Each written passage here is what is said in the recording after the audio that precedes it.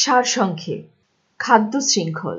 সকল প্রাণী শক্তির জন্য প্রত্যক্ষ বা পরোক্ষভাবে উদ্ভিদের উপর নির্ভরশীল। উদ্ভিদ সূর্যের আলো ব্যবহার করে নিজের খাদ্য নিজেই তৈরি করে। পোকামাকড় উদ্ভিদ খেয়ে বেঁচে থাকে। আবার ব্যাঙ পোকামাকড়কে খাদ্য হিসেবে গ্রহণ করে।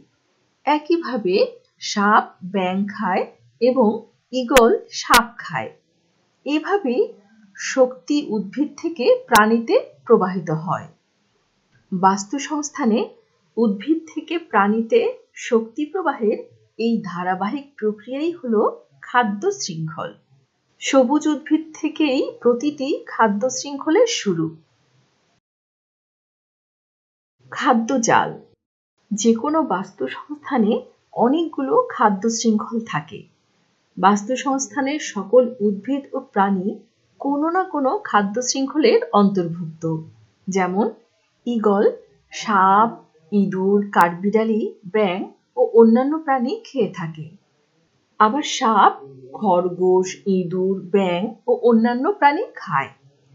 একাধিক খাদ্য শৃঙ্খল একত্রিত হয়ে খাদ্যজাল তৈরি করে।